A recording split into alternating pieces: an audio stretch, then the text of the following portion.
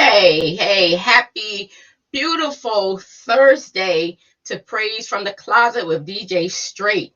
Although it may be raining outside or some areas it's snowing, it may even be a little cold, but guess what? It's wintertime and we're above ground to feel this awesome weather that God has given us. And I want to welcome you again to Praise from the Closet with DJ Straight on WGMLB.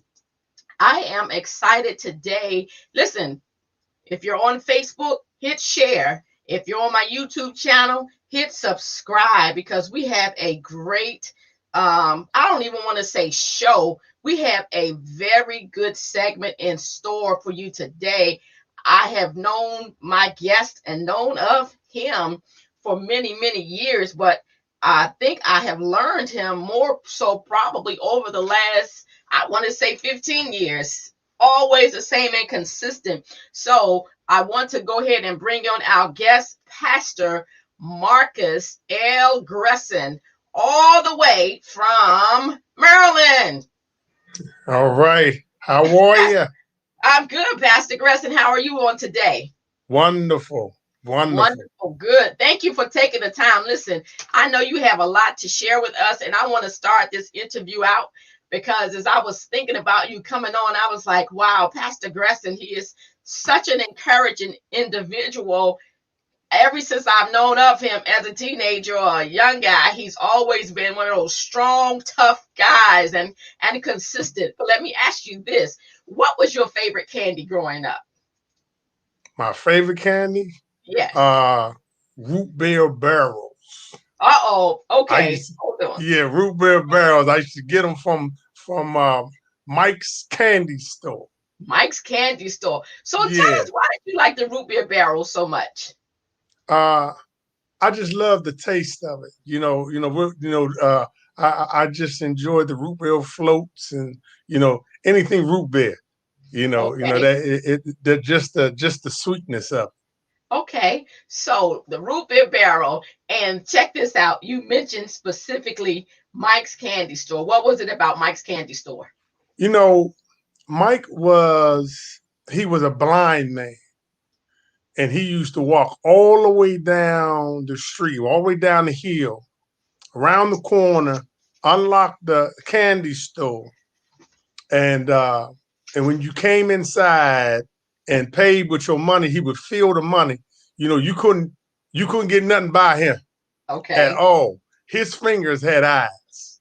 Okay. That was the first amazing uh uh graceful move that God showed me. And I was a kid then. And that All right. I thought it was so amazing that a blind man could walk all the way down the street, a busy street at that. It wasn't no quiet street, it was a busy street. Trucks going Okay. down the street and Okay. cars. Then he would have to cross over the street, walk down the block, unlock the store, go inside, and run it all day long. And when he was done, walk back up the hill. So Okay. so just that was if nothing else, I was amazed in just seeing him perform that day after day.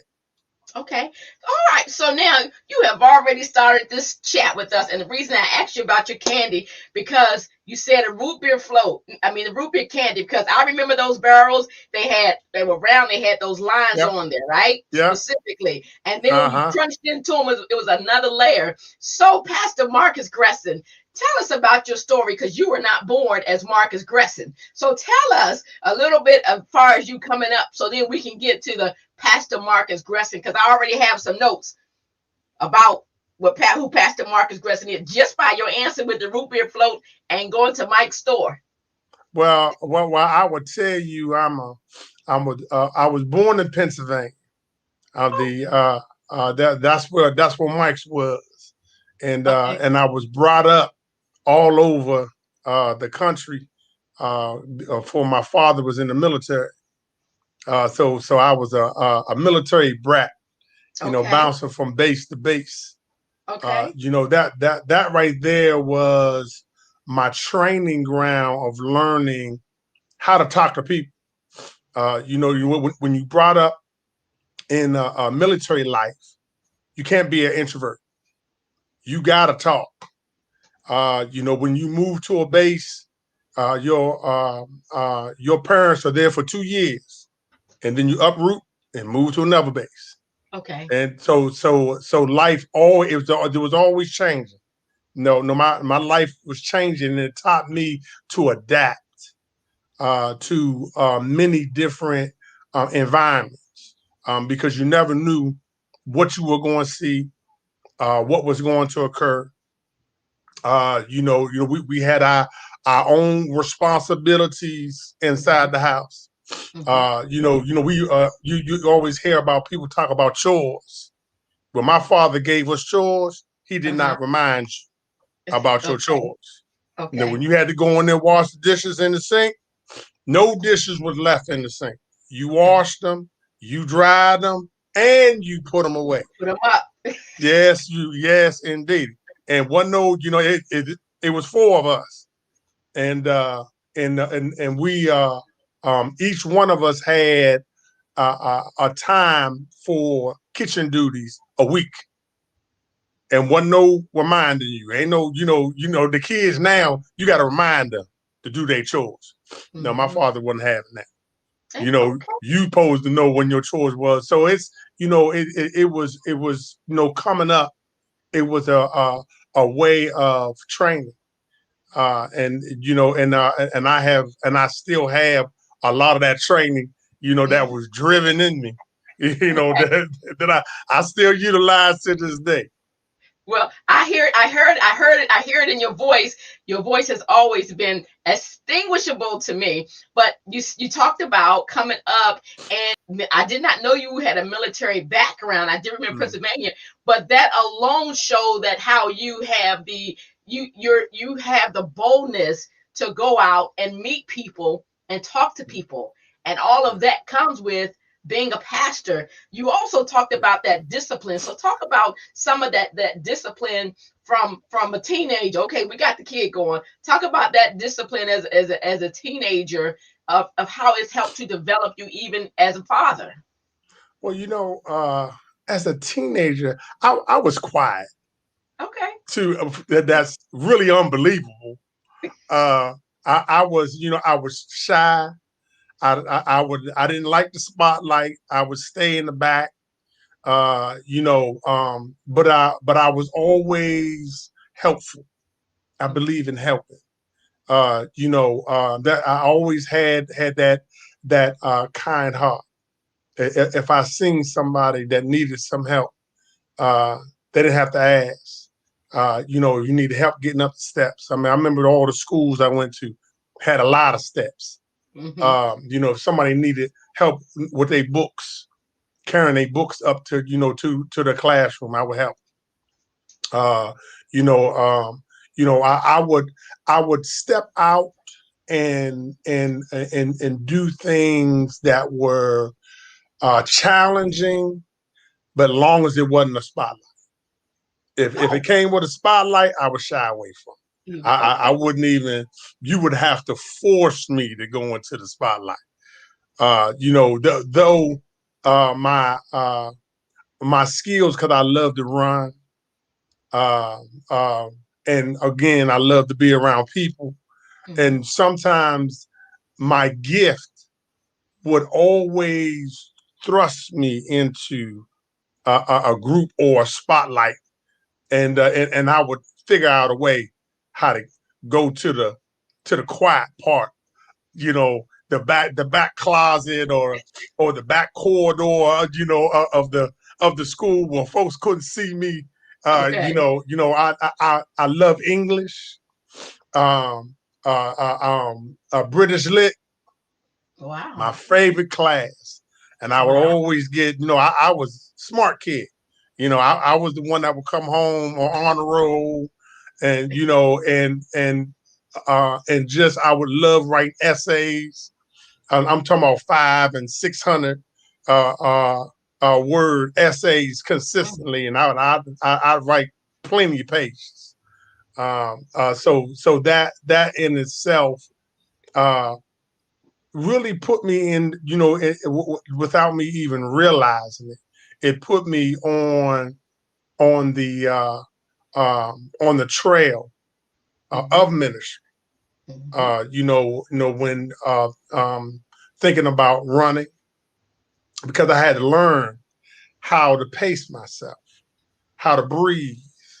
And in ministry, you have to learn how to pace yourself. Pacing yourself in studying, pacing yourself, in ministry, having to realize who to minister to Mm-hmm. and who to let go. Uh, Okay. you know, so it's um, everything that I have been through has been truly a designated part of my journey. Okay. So I just had another question, but I'm going to interrupt the question I was going to ask you first. Hold that thought about that gift, because I want you to talk about that gift that you tried to hide from. Because see, Hmm. I know you're taller than 5'4.5". Yeah. Okay. So I don't know how you talk about hiding in the back. That can't nobody see you. But let me Right. jump forward, because you talked about ministry. How has marriage? Because I know you've been married for like 99 years, which is absolutely great. The same woman, the same woman. But how has ministry? How has marriage help you in, because I know that God blessed you to start a ministry, and from there Hmm. you just begin to minister, and you're still doing it now. How did marriage, the union of marriage, help you in ministry?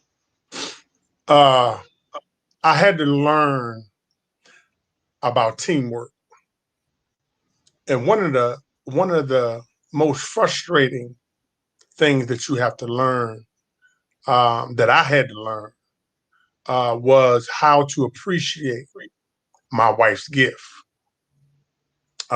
Because so much of the time, your spouse's gift doesn't align with your gift, and there are times where uh, our gifts would collide, and instead of working together, we were exploding.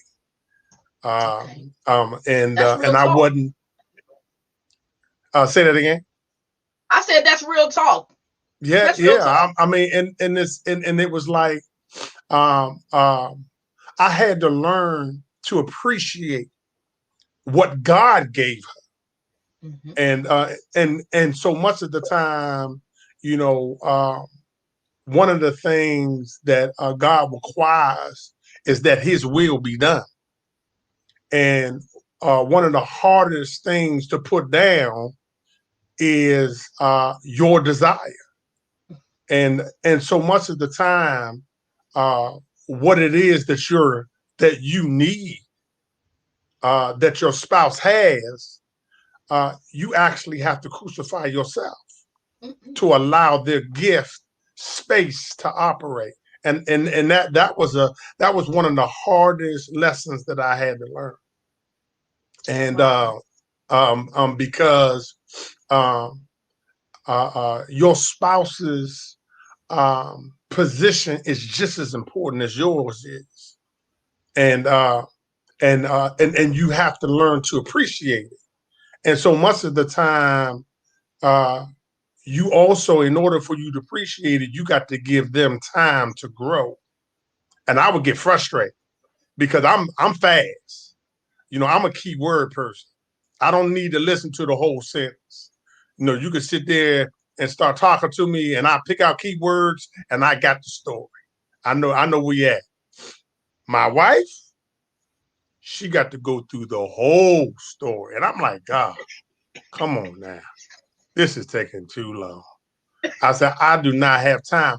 But what was important, sometimes God requires you, even though I was able to get to the end of the story, He requires you to go through the whole story because that's what she needed.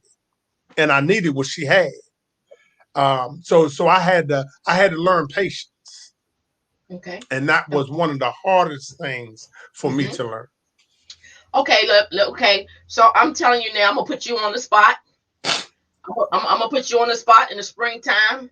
I'm gonna make way Okay. for you to come on here, and you're gonna teach about, as a pastor, what you said. And we're talking about female pastors and male pastors, how you have to appreciate that gift that God has given you, that you're working in the ministry. You didn't say that she was co-pastor, assistant pastor, but you said she was your spouse. So I'm going to give you space that you get your stuff together, Mr. Writer, Mr. Author, Mr. Journalist, Mr. Book Writer, because I want you to come on here and I want you to teach a series on that, because that is so important. Now I want to go back to your statement. You said that you wanted to hide from your gift so that people Yeah. in your high school wouldn't see it. What can you share what that gift was? Because that means you recognize it at an early age. Well, I've always been a people person. And one of the things that used to scare me is that I would get into conversation. It was always easy for me just to conversate with anybody. Okay. It didn't matter who it was. White, black, brown, yellow. It didn't matter. Cat, dog, tree, leaf. It didn't matter. I could conversate with anybody easily. Uh, but when I would begin to conversate, I would always be led uh, to uh, to having to choose between integrity and uh, wanting to be part of a group. Okay. Um, and one of the things, just as being a teenager, uh, being a part of a group always dragged me out of my comfort zone because it would require me to do things that I didn't want to do. It required me to um, give an allegiance that I Mm-hmm. didn't want to link up with. There Okay. was always that next step. You would get with a group, and then they want you to go out and fight with them. You get with a group, and all of a sudden, they want to do touchy feely stuff. Mm-hmm. It was always because I was a late bloomer because I didn't date until I was out of school. Okay. So I was a serious late bloomer. Okay. But so I shied away from a lot of things, and a lot of things I never got involved with. You know, um, but I was very good at being a chameleon and hiding what I didn't know. Um, Wow. so I was able to put on that hard face like this. Now, as a male, and you got a shout out saying understanding your spouse's gift. Yes, so you touched on something. So I know we in line about this series that I just told you that you're going to teach. But talk Okay. about that chameleon, because, like I said, you're not a little guy, and you trying to fit in or get in where you don't necessarily fit in, and you're straying away. So give some encouragement about how you did that, because at this day and age, it's a thing is let's follow the crowd. Okay, they doing a TikTok. Let us do a TikTok, and I have nothing wrong with any of that stuff because I think it's absolutely funny and fun. But hmm you were committed even as a teenager. You know, you ever heard the saying, being in the middle of a crowd but still feeling lonely, still Yes, feeling by yourself? yes. Um, I had the desire of loving people for who they were, but because of society, society always has a directive of judgment of people. If you don't walk right, if you Mm-hmm, don't talk right, if you don't dress right, if mm-hmm, if you don't look like everybody else, mm-hmm, judgment comes in and it thrusts you into a place of loneliness. But because you have to be in this environment, you mm-hmm. got to go to school. You got to be around other kids. You got to be around other people. Uh, you know, uh, um, um, how do you put yourself into a place of operation when you don't feel comfortable in that place? This is where I had to learn how to protect myself with certain conversations I wouldn't have. Just Okay. period. When they would come to get around a bunch of guys, and then they start talking about girls, I would immediately remove myself because I was a late bloomer and I didn't have anything to give. Or I would laugh on cue because I couldn't leave the group. I said, so if I didn't laugh, I would become a spotlight. So there were certain cues that I had to learn to utilize as a safe place for me.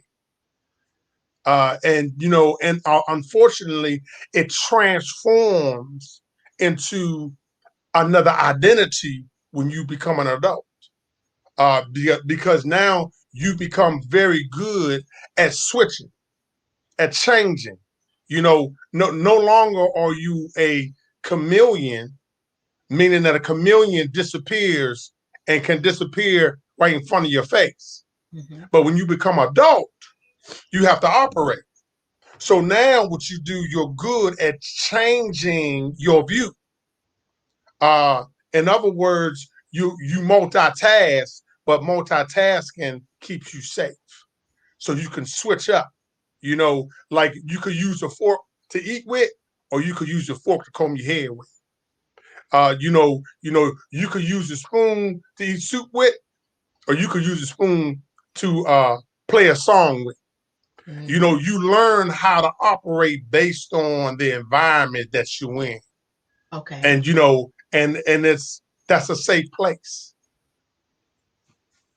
So learning all of these, I won't even say taxes. I really believe that they're just um I would say wisdom gifts from God. Learning Mm-hmm. all of that. What was your first thought when the Lord told you that you were going to start a ministry? Well, first of all, yeah, that when he first called you to pastor, what was your first thought when he said, Pastor Marcis L. Gressen, or Marcus, you gonna preach for me officially? You've been bootlegging, but go Uh, ahead. I would tell you, I thought God was talking to somebody else. Uh, Why? you know, uh, uh, when when God called me to minister, I ignored the call. Mhm. I went to my safe place again because I didn't mind ministering as long as I wasn't in the spotlight, as Okay. long as I didn't have to be out front, as long as I didn't have to take no hits, as long as I didn't have to bear the burden of being attacked and still having to stand. Uh, and and I ran from it. I ran from it for over 15 years, Oh, almost wow. 20 years. I ran from it. I did everything that I could to stay away from taking that step in that direction. Even though everyone I ran into was said, "Man, there's something different about you." I'm like, "Oh yeah, I'm glad you said it." And then I get away from it as fast as I could because I knew what the next saying was going to be. I'm like, Mhm. nah. And everyone I was running into were teachers of ministry, were other pastors, other apostles that were teaching. Because my gift kept showing itself, and it showed itself consistently. But I was again comfortable Okay. in the back room. Okay. So let me ask you this question then. Let me rephrase my question. Pastor Jonah in the well. Yeah. Give me an experience of your running. Share with us about one of your experiences I'm talking in the microphone loud, Pastor Jonah, from your running and I, hiding. I would tell you this. I was asked to lead a praise and worship seminar at a ministry, and because I'm a prayer warrior, and I go in as the Lord leads, and I was going up for the weekend, and it was a prayer watch. I mean, we were supposed to be there like 8 o'clock, and I was coming up from Southern Maryland because the Lord had told me to go on down Southern Maryland and begin to plant. But what I had did was I went down to Southern Maryland, but I kept coming back up Okay. to Upper Marlboro, spending all my time. So I wasn't fully committed. So I was trying to slide off. And one particular day, it was the second day of the prayer watch. And I was on my way. I was in Loveville, and I was eating some wingettes. And this is Okay. how you know it sends in my head. I'm driving. I'm just cruising on up, and God said, "Turn the car around." I said, "Okay, Lord, I will." And I kept on eating and pushing on up. I went on through. Got through Loveville. I was between Loveville and Oakville, and God said, "You go one more mile, and that's going to be the last meal that you eat." I hit that brake, and I whipped that car around and went back down to Southern Maryland and did what the Lord told me to do. Uh, It's uh, and you know, God has always talked to me just like I'm talking to you. right. He's always treated me like that. There um, it's never been no spooky conversation between me and God. It's just because I see God in everything. I see God in the wind. I see him in the trees, in the grass. I see him in the water. He made everything. I said, but so it's like, if you see me looking off, into, as they say, into space, it's really, I'm not looking off into space. I'm looking off into the realm of God because he's talking to me. Hmm. Hmm. But that comes with, because you said earlier that you had a prayer life. Okay. Mm-hmm. Now, how Yeah. did you get to having that prayer life? Because I know some people might be born with a veil over, but it takes time. It takes solitude. It takes discipline to have a prayer life, not just pray a few words and in Jesus' names, but Mm-hmm. talk about how that life was born. My prayer life was initiated through my godmother. My godmother was a praying woman. I would watch her intensively, and I still remember her warring in the spirit. Praying for my mother when she was sick, and she went to war. And I learned the seriousness of prayer through her. Yes. But I became personal with prayer through my life testimony Okay. because even though God will show you through an elder what it means to pray or to communicate with him seriously. Hmm. Um, God wants a more intimate That's right. uh, uh, linkage with you.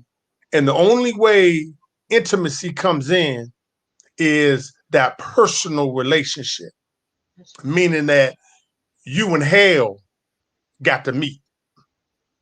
You and Okay. hardship have to meet because that's the only way you're gonna go on your knees. You're not gonna go on your knees by stuff being easy. You're not gonna go on your knees by stuff being a wash. You're gonna go on your knees when you're hungry. You're gonna go on your knees when you're thirsty. You're gonna go on your knees when you're needy. That's where you learn. There's a saying. I was in physical fitness when I was in school and track and field. And one of the sayings my coach used to always say: "No pain, no gain." That's right. If it ain't hurting, you ain't doing Okay. nothing. You're just wasting your time. And it's something that hardship and lack and pain teaches you to dig in and press through. Uh, I had to learn how to, uh, when you get into your prayer life, Mm-hmm. you ain't really start praying until you really, you stop feeling everything that's going around you. When you still feeling, somebody singing too loud, or it's too cool in the house, or it's too hot Distraction. in the house. When you still are able to be sensitive to your feelings, or you ain't dug in. You ain't Okay. dug in yet. When you really dig in, you don't feel nothing because all you are saying, just like the woman with the issue of blood, you pressing in the midst of the crowd, knowing that the crowd, they really find out who you are and what your sickness is, you could die today. Mm-hmm. And you ain't thinking about nobody, you ain't feeling nobody, you just pressing. All she said in her mind, if I may touch the hem of his garment, she got low and pressed all the way through. And the only way that you get to that point is when you ain't got nothing else to lose. So, do you And feel that as a child that you were specifically picked out to do what it is that you're doing, witnessing for the Lord and just living the life? And pastoring is a part of, it's not a, to me, it's not a job. It's more of something that God entrusts certain people with, because mm-hmm. everybody can't pastor. Because you talked about the compassion that you had. You talked about Mr. Mike, the blind man, being able to just, feel his way to the store, knew the money. But do you feel that as a child that this was an assignment given to you coming up? And once you accepted the call, then you could look back on your reflections and say, "Oh, that made sense." Because I Yeah. thought for sure you and your brother was twins. I thought y'all was just the craziest, fun-loving guys. So, but Yeah. there were times you might have had to separate from him, or your family or whatever. So just kind of touch on that. Uh, you know, uh, when I now that I'm able to do that hindsight 2020, I see where God was instructing me.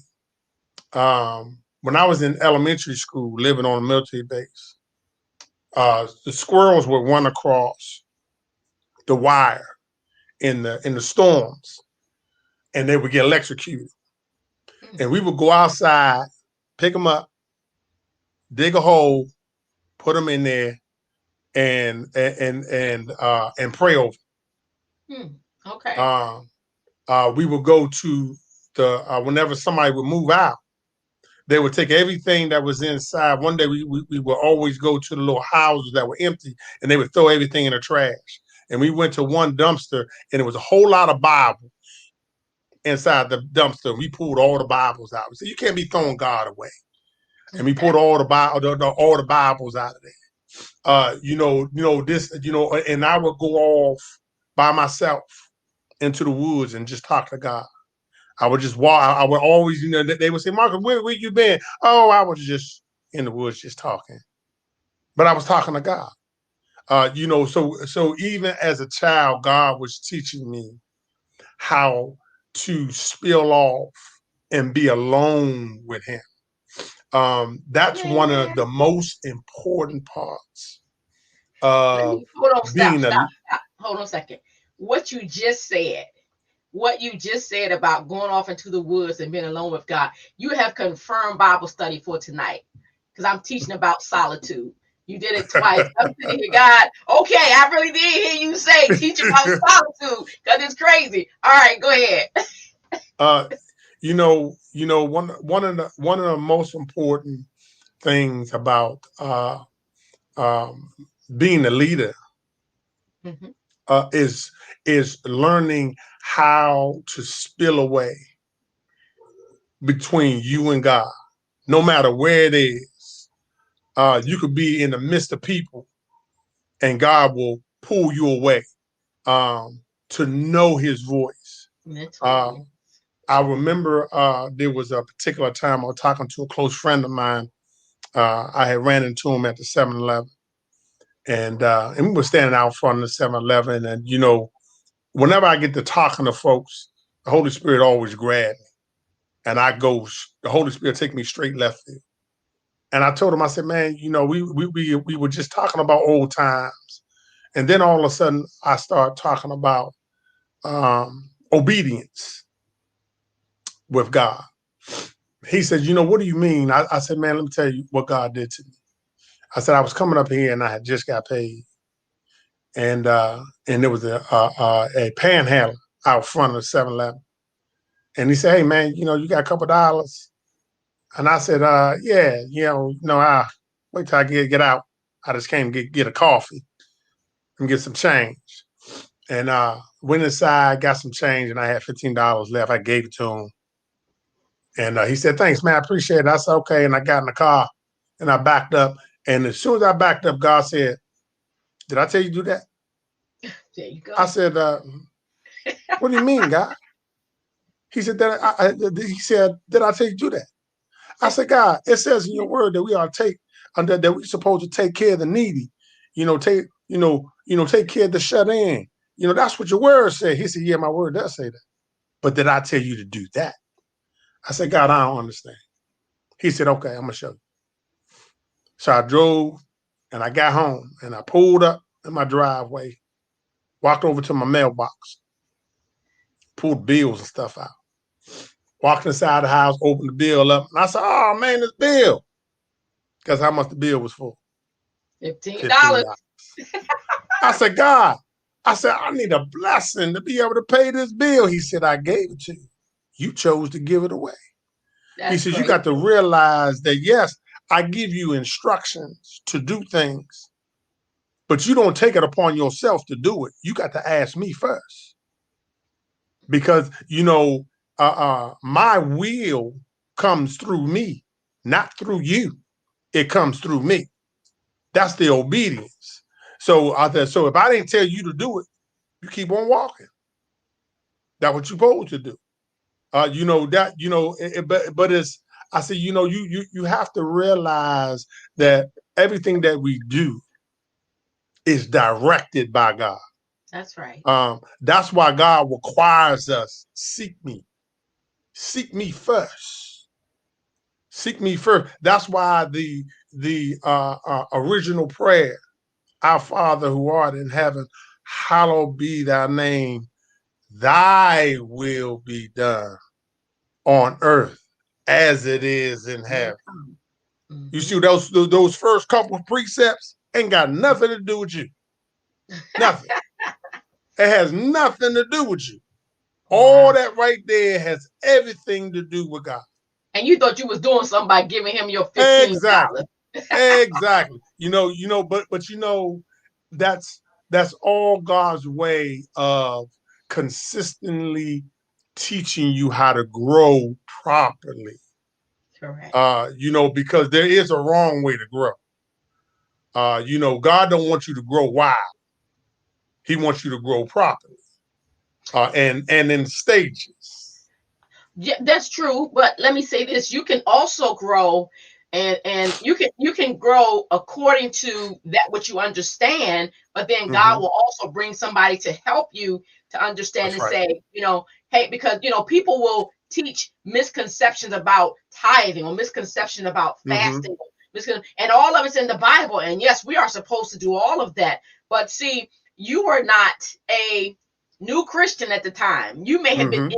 inexperienced, but that Right. zeal you had, like, oh yeah, I'm gonna feed everybody, I'm gonna do whatever, knowing that, Exactly. not knowing that you had that at home. So part of that teaching and training is to say, when you seeking God, or you specifically ask him, and I mean little things. God, what color do I wear today? Oh, Do I Mm-hmm. eat that? So going back to that root beer where we started out, that little root beer Yeah. ball, because see, when Uh-huh. you got that ball, you had to carefully unwrap each Yes. end. You can't do Yes. both ends at the same time because all you're doing is what? You twisting it harder and twisting it harder. But when you unwrap the first Mm-hmm. piece, the first end, the excitement is like, oh man, I'm getting ready to do something, get ready to have my little treat. Then you unwrap the second end, and then it'd be like me, you take it and you swish it around because the more you swish it around, the more the flavor of the root beer is Yes. going from side to side. And then Uh-huh. and so, when I look at you, because we didn't even touch on some of the testimonies that you had, but you've been swishing stuff around until they hit the center of that tongue. And then when it hits Yeah. the center of the tongue, it's like, there you be sticking that tongue out egg because I got that flavor on there. So see, Yep. Pastor Gressen, I appreciate your honesty. I appreciate you because you're a man's man, that's for sure. But I appreciate you coming on because you were sharing, but you were just breaking stuff down because I learned more. I thought I knew you well, but I'm learning you even more on this talk today because you have really put things so plain and clear. So we talked about when God called you to preach. Talk about when He told you to start a ministry. Uh, that was the most scariest time in my life. Uh, but I was encouraged to be obedient. Mhm. Uh, when he required me to open the doors, I was hindered. I had a lot of folks tell me, "Hey, man, you don't want to go down, man. You don't want to go down there. They racist down there." I said, "Racism everywhere, man." I said, you got to do what God told you to do.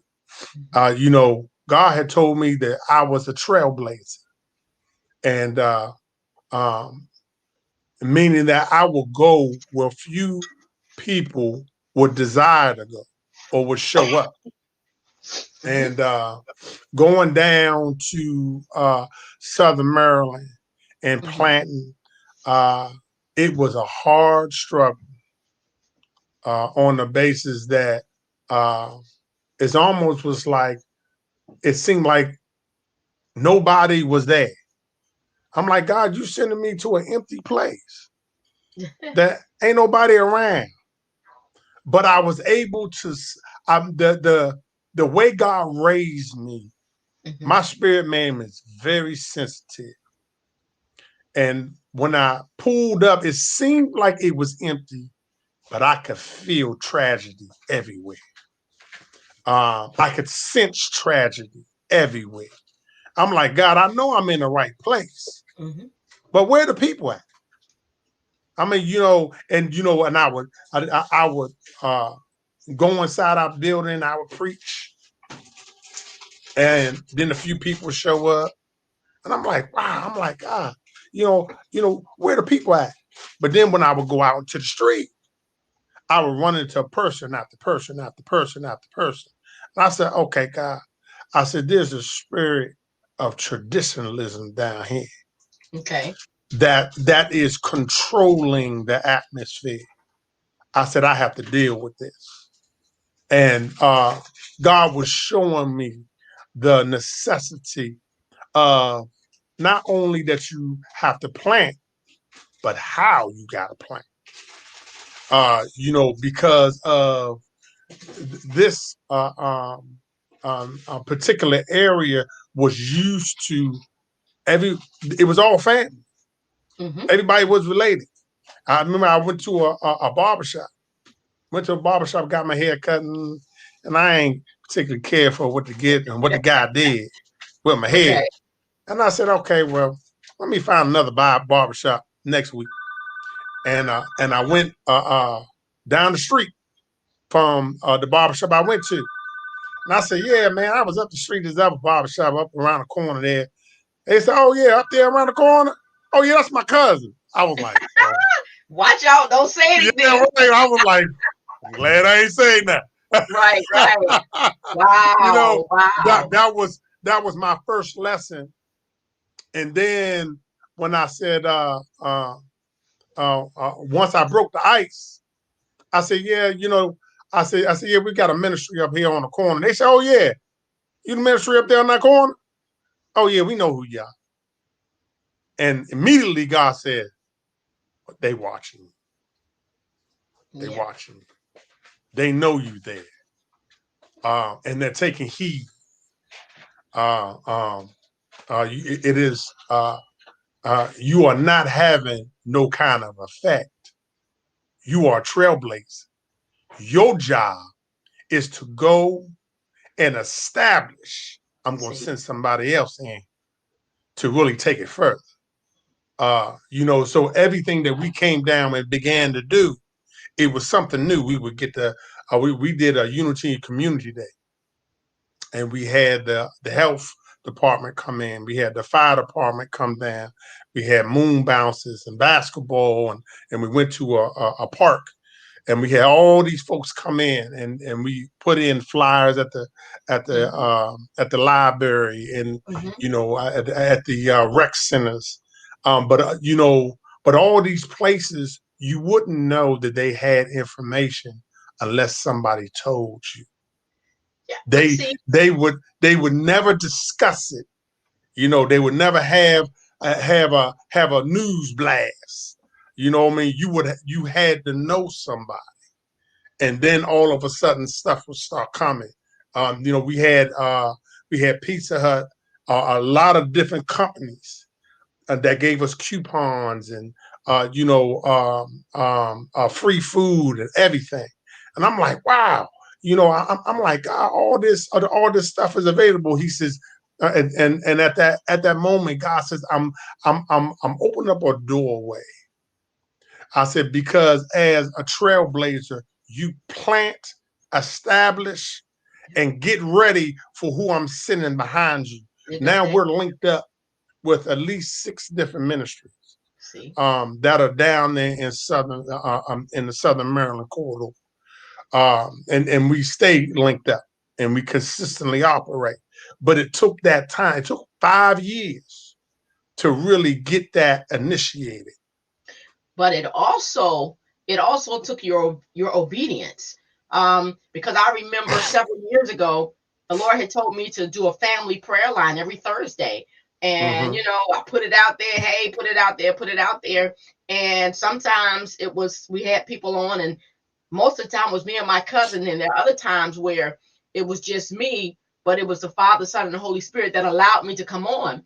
And That's God right. said to me, He said, I didn't tell you to have a family prayer line, conference Mm-hmm. call, when phone thing. He said, I didn't tell you to have one to see how many family members will come on. I told you to have one out of obedience. And out Yes. of that obedience, my cousin who came on consistently prayed because her son was in college, and we prayed Mm-hmm. for, I think it was like 4 years. And to this day, he is one of the few African American hockey coaches, not in the Mm. major league, not in the NHL yet, but he's Yeah. going to Yeah. get there because he was in school and he was probably one of the few African Americans playing, and God has blessed him, and that's what he does. And I often think about that because he didn't say have the family prayer line just to have one, but that was so that Mm-hmm. I would be obedient. And that's what happened when you had to go down there as a Yes. trailblazer, because Yes. trailblazer, it costs you something. It doesn't, oh, Yes. you're a trailblazer, here's $1 million, go ahead and get started. No, no, no. Yes. You're a Yes. trailblazer. It costs you your sleep. It costs you your peace of mind at times. It costs Yes, indeed. you friends. It costs you family. But the key is to be obedient. So let me ask you this final question. Pastor Marcus, I am so glad that you have consented to come on today.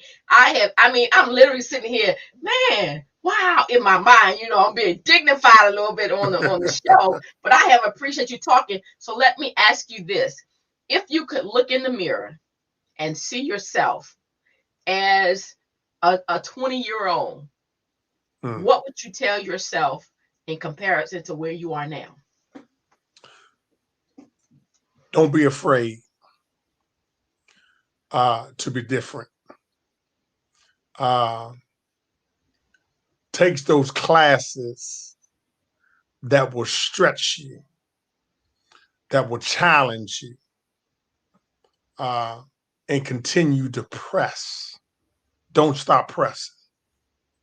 Uh, just realize that everything that you do is part of a building block to take you to where God has destined you to be. Don't be afraid of a challenge. Challenges are um, are only part of our building blocks of becoming stronger. Uh, Losing is actually not losing. To lose is only an opportunity uh, to get it, to do it better, to do it bigger. Uh, it's nobody likes to lose, but when you get a relationship with God, we don't ever lose. My scripture is Romans 8:28. Uh, that all things work together uh, for those that love God, that are called according to his purpose. And to realize that loss is part of God's purpose. Mm-hmm. Because, in order for something to live, something got to die. We don't like the death part. Mm-hmm. We like the living part, but we don't like the death part. But Okay. to realize that a part of you always has to die, that a part of you will live. And that's the one thing that I would consistently say to myself. Don't be afraid of a part of you dying, because God will always bring life where there's death. Okay. That's excellent, Pastor Gressen. You have, I mean, literally, you have just confirmed so much today. This Praise from the Closet studio is a result of me having to die Yeah. so that I can live and to do this. Yes, indeed. Because it was born out of out of the pandemic, but I had to come out from where I was, Yes. where I thought I was supposed to be and comfortable, but I was Mm-hmm. dead. But I had to die again for real, so that God could resurrect not only me but the gift that's in me, because I love music and I love ministry. I mean, I love everything that's positive and everything that's about winning souls, and that's what you are. So, ladies and gentlemen, I want to tell you all that Pastor Gressen will definitely be back on, because he's going to be teaching some classes on praise from the closet. And you know All what? right. Went on and volunteered, and I'm a clap myself, Yes, because indeed. he has something to say, and it's so much that he did not touch on. But I am so grateful for him coming in. And listen, again, share us on Facebook. Go to our YouTube channel, DJ Straight. You will be able to see this broadcast as often as you want to see it. You can also go on our website, WGMLB.com, Wonderful Gospel Music Lovers Buffet, and you hit listen live, and you will be able to hear wonderful gospel music 365, 24/7. As I'm looking at the screen now, Luther Barnes, Redbud Choir, I'm still holding on is playing. Pastor Marcis Gressen, I'm thinking about you as I see that song. You All still right. holding on. Like I said, you didn't even Yes, sir. touch a whole lot of stuff, but what you touched was stuff that we can take with us. And I Amen. got a comment. So before I go out, I got one more comment that I want to go ahead and share. Here we go. She said, a part of you have to die so that another part of you can live. Pastor Marcus L. Gressen. Amen. So you have Amen. you have touched this viewer, because she's put in 3 comments. But I thank you very much for coming on, and you and I will talk offline so we can get this class things, this set. It can be class, seminar. All I'm saying for you all that will hear it, you better get your pencils and your paper and your ink pen, get your erasers, get everything you need. You can record it, or you can even go and grab this off of YouTube, because Pastor Marcus Gressen has something to say. But like he said, It didn't happen by himself. He does have a help me. And I'm going to Yes, bring him and indeed. that help meet on sometime in March because I think I might be booked. Well, I might be booked for February, but I'm going to check my calendar.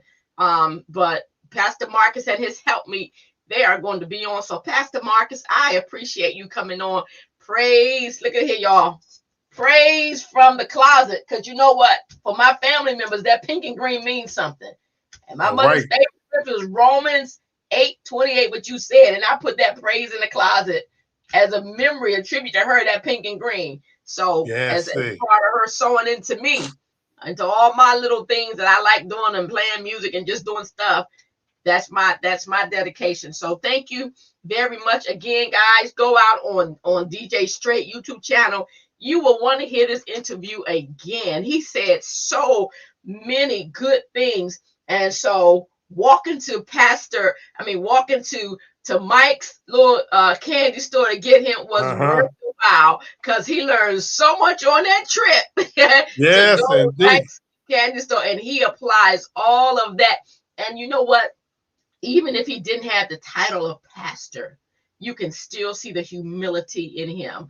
You can see the perseverance, the strength, and the sincerity in him. And so, again, this DJ Straight thanking you, Pastor Gressen, for coming on Praise from the Closet. And we will see you all at another time. Subscribe to YouTube so you will know what's coming on next. Because, guys, we got some exciting things coming up for Black History Month. We're talking to some people that we know that are Black historians, history made history, and it's going to be awesome. So thank you, Pastor Marcus, for coming on, and we will see you all on the next Praise from the Closet, our next broadcast. Thank you. All right, my pleasure. All right.